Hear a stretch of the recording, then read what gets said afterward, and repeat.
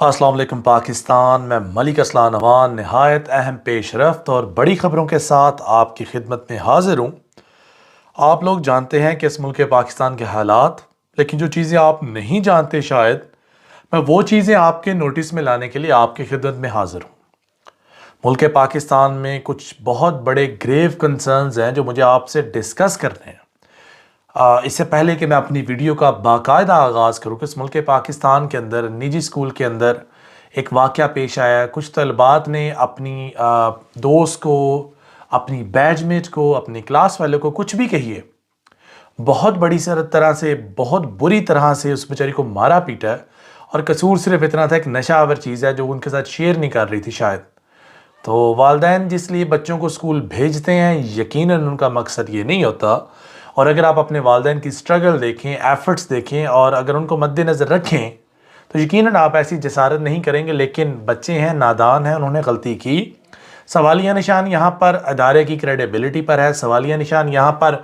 ان کے اساتذہ کی کارکردگی کا ہے، اور دیگر موضوعات پر۔ خیر، بڑھتے ہیں اپنی ویڈیو کی جانب۔ کچھ بری خبریں بھی ہیں، جیسا کہ اس ملک پاکستان میں بلوچستان کے اندر ایک اور دھماکہ ہوا ہے اور جانی و مالی نقصان ہوا ہے، اس کی پرزور مذمت۔ بڑھتے ہیں اپنی ویڈیو کنٹینٹ کی جانب۔ مریم نواز کی واپسی، مریم کب آئے گی، نواز شریف کب آئے گا؟ خیر، بہت بڑی کیا سرائیاں تھیں، وہ دم توڑ گئیں۔ مریم بی بی اس مہینے کے آخر میں ایکسپیکٹڈ ہے کہ وہ آ رہی ہیں۔ کچھ لوگ یہ بھی کہہ رہے ہیں کہ وہ آ کے عمران خان کی چھوڑی ہوئی 35 نشستوں سے الیکشن لڑیں گے، لیکن اب ان نشستوں کی تعداد 35 سے کہیں زیادہ ہے۔ ان نشستوں کی تعداد اس وقت 1:80 ہو چکی ہے، اور آپ جانتے ہیں کہ اس وقت اس ملک پاکستان کی جو سب سے بڑی سیاسی جماعت تھی وہ پاکستان تحریک انصاف تھی، اور ابھی بھی اپوزیشن کے اندر سب سے بڑی جماعت، خیر اپوزیشن میں تو ایک ہی جماعت ہے، بڑی چھوٹی میٹر نہیں کرتا، کیونکہ پاکستان کی تمام تر جماعتیں اس وقت پی ڈی ایم کی گود میں بیٹھ چکی ہیں،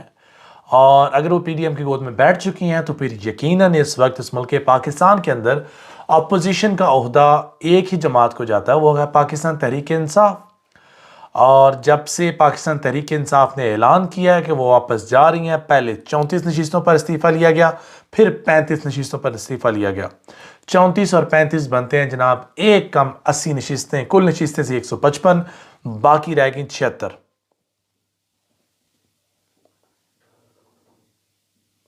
سوری 70، جن میں سے جو عام نشستیں ہیں وہ 44 ہیں، مخصوص نشستیں 21 ہیں، اقلیتی برادری کی نشستوں کی تعداد 5 ہے۔ اور جسٹ فار ریمائنڈر کہ راجہ ریاض صاحب جو ہیں وہ بھی کچھ ایک ٹولہ چھوٹا سا 20 نشستوں کا، تو ان 20 نشستوں کو بھی ہمیں نہیں بھولنا چاہیے، وہ بھی انہی نشستوں میں سے ہیں، 70 نشستوں میں سے ہیں، 20 نشستیں ان کی بھی بنتی ہیں۔ تو لہٰذا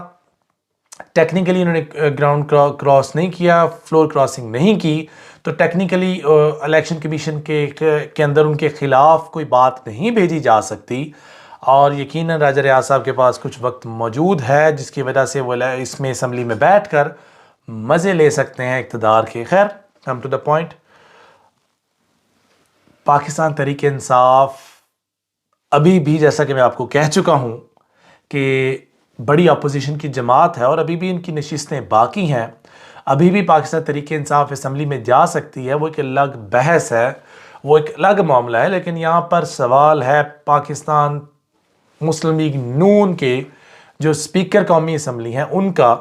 پاکستان پیپلز پارٹی کے سپیکر قومی اسمبلی ہیں ان کا، اور جمعیت علماء اسلام کے جو سپیکر قومی اسمبلی ہیں ان کا، اس کے ساتھ ساتھ جے یو آئی ایف کے علاوہ جو لالٹین ہے، باپ ہے اور دیگر جماعتیں ہیں، ان تمام لوگوں نے ایک جو سپیکر منتخب کیا، اب اس کی غیر جانبداری کا ایک امتحان تھا جس میں وہ بری طرح سے ناکام ہو چکے ہیں۔ ابھی بھی عمران خان صاحب کے ساتھ کچھ کارڈز ہیں، جنرل الیکشن کی طرف یہ ملک جا رہا ہے، اور اگر میں بات کر رہا ہوں جنرل الیکشن کی، تو پنجاب کابینہ کا سیٹ اپ تو شاید ابھی تک مکمل نہیں ہو سکا۔ ہاں، خیبر پختونخوا کی نگران وزیر اعلیٰ اعظم خان ہوں گے، یہ کنفرم کر رہی ہے پاکستان کی جو بی بی سی اردو کا نیٹ ورک ہے نا،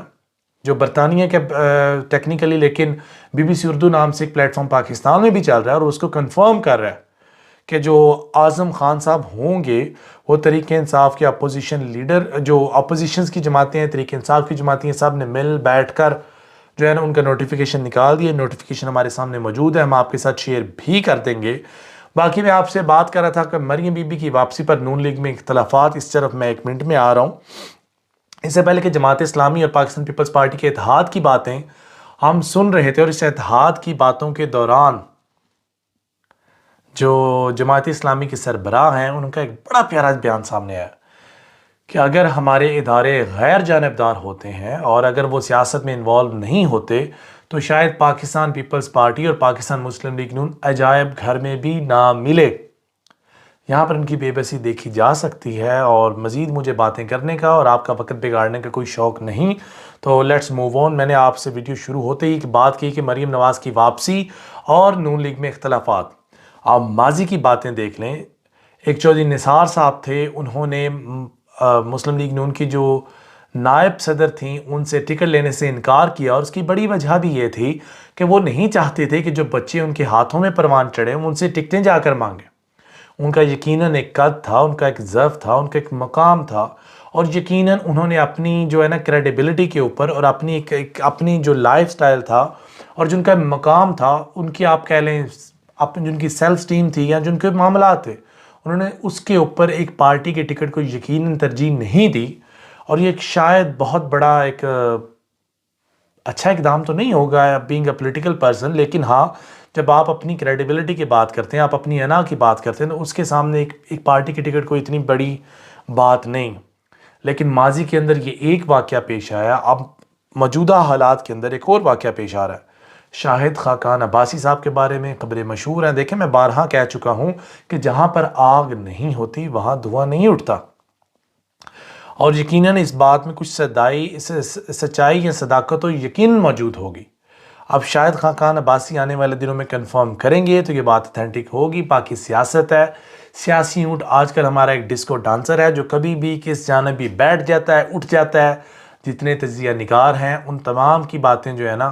بری طرح سے سم ٹائمز فیل ہو جاتی ہیں، اور بڑے کریڈیبل لوگوں کی باتیں جن کی باتوں میں یقیناً بہت وزن ہوتا ہے، ان کی باتیں بھی آج کل کافی ہلکی معلوم ہوتی ہیں۔ وجہ یہ ہے کہ سیاسی اونٹ ایک ڈسکو ڈانسر ہے، اور اس سے بڑھ کر اس کی قابلیت کریڈیبلٹی کچھ بھی نہیں۔ اور دوسرے نمبر پہ اس ملک پاکستان کے حالات آپ کے سامنے ہیں۔ آئی ایم ایف جو ہے پاکستان کو تگنی کا ناچ نچا رہا ہے۔ آئی ایم ایف نے کچھ شرائط رکھی ہیں، وہ شرائط کیا ہے کہ بجلی کے بل بڑھائے جائیں، لیویاں کم کی جائیں، ختم کی جائیں، ٹیکسز بڑھائے جائیں، کرپشن پہ مؤثر خیز اقدامات اٹھائے جائیں، پھر ہم جا کر آپ کو قسط دیں گے۔ اور ایک ان کا جو ہے نا وہ ایک ڈیلیگیشن آ رہا ہے،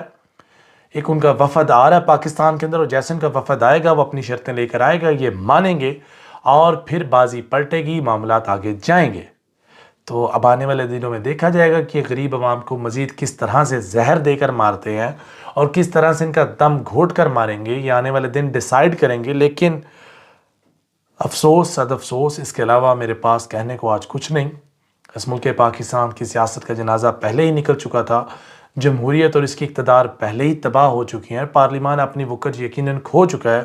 ڈاکٹر شاہد مسعود صاحب ماضی میں کہہ چکے ہیں کہ پارلیمنٹ ڈبردوز ہو چکا ہے، پارلیمنٹ اپنی کریڈیبلٹی کھو چکا ہے، پارلیمنٹ ایک مذاق بن چکا ہے، اس سے بڑھ کے اس کی حقیقت شاید کچھ بھی نہیں۔ اور یقیناً ان کی جو بات انہوں نے آج سے 1-2 سال پہلے کی تھی، وہ کہتے تھے کہ نظام ڈبردوز ہو رہا ہے، نظام ختم ہو رہا ہے، اور آج یقیناً ہم نے اپنی گنہگار آنکھوں سے دیکھ بھی لیا، نظام یقیناً تباہ بھی ہو رہا ہے، ختم بھی۔ آج کل کے لیے بس اتنا ہی، اور آج اب اپنے ہوسٹ کو اجازت دیجیے۔ انشاءاللہ اگلی نشست میں ایک نئی فہرست کے ساتھ لمبے اور نئے ٹاپکس کے ساتھ پھر آپ کی خدمت میں حاضر ہوں گے۔ فی امان اللہ، خوش رہیں، آباد رہیں، اللہ حافظ۔